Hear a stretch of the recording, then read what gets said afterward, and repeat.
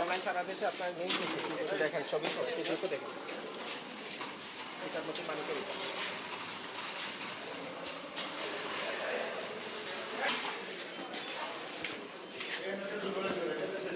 পরে কথা বলি ঠিক আছে চালু করে দিকে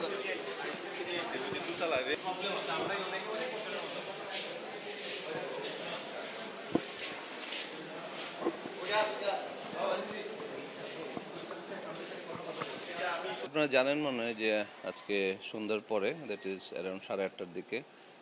সাবেক বিচারপতিকে উনি আমাকে জেল থেকে জানানো হয়েছিল যে জেলার মহোদয় জানিয়েছেন যে উনি একটু ইনজিউর্ড, ঠিক আছে, ইনজিউর্ড, তার অস্ত্রোপচার লাগতে পারে আর কি। তো সেই হিসাবে আমরা আগে থেকে প্রিপেয়ার ছিলাম এবং ওটিতে নিয়ে যাওয়ার পরে ওনার দেখা গেল যে ওনার যে স্কোটাম যেটা আছে, ঠিক আছে, স্কোটামটা লেসারেটেড ইনজুরি বলে, যেটা ছিঁড়ে যাওয়া ইনজুরি আর কি, ঠিক আছে, ওই ধরনের ইনজুরি আছে এবং ওইটা তারপরে আমাদের সার্জনরা ওইটা টয়লেটিং করে পরিষ্কার করে আমাদের টেস্টিস যেগুলো আছে প্রপার জায়গায় রেখে তারপরে ওইটাকে আবার রিপেয়ার করে ক্লোজ করে দেয়। এই উনি ভালো আছেন, উনি মোটামুটি ভালো আছেন, ওনাকে জাস্ট অবজারভেশনে রেখেছি এবং জানেন যে বয়স্ক মানুষ, ওনার